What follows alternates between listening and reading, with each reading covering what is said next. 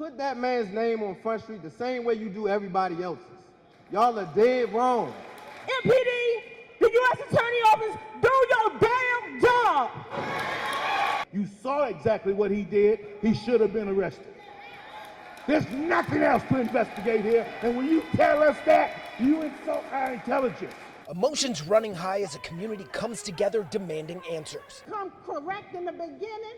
We don't have to wait this long to find out who's done the murder. Because this is, in fact, a murder, a homicide, no matter how you look at it. Tuesday, residents, leaders, and activists filling the Turkey Thicket Rec Center following the death of Karon Blake, the 13-year-old shot and killed early Saturday morning on Quincy Street near Michigan Avenue Northeast.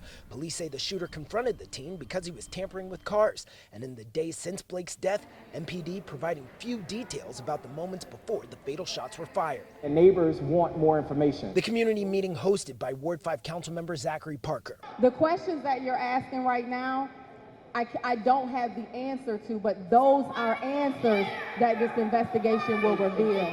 And Assistant Police Chief Morgan Kane doing her best to address concerns from the crowd. I can tell you that the person is an African-American person. I can tell you that much. Hours earlier, D.C.'s top cop giving an update. He says detectives are working with the U.S. Attorney's Office, and once their work is done, they'll hand everything over to a grand jury to decide if the shooter should face charges. All of that information will be presented to a grand jury. It's not MPD making that decision. Presented to a grand jury of D.C. residents who will be able to examine the facts as we know them. Police not identifying the person who pulled the trigger, only saying he's a registered gun owner with a concealed carry permit. I didn't know that you could get a gun permit and shoot somebody for messing with a car. And while Blake's family grieves, members of this community calling on police and the mayor's office to release more information.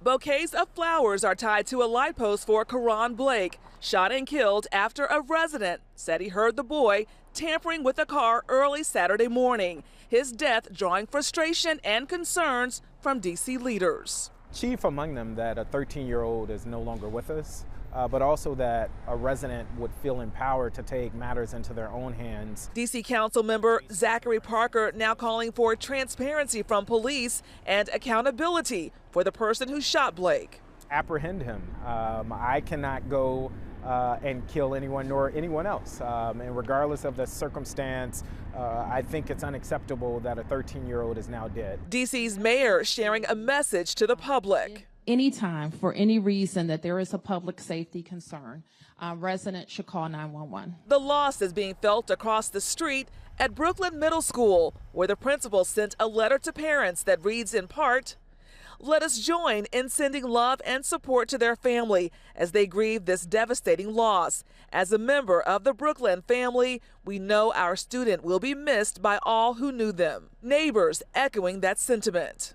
Life is very short. And you don't, when you hear about a child 13 years old dying over, trying to take somebody's car, trying to break in somebody's car, it's very, very sad. He didn't even have a chance to even finish school.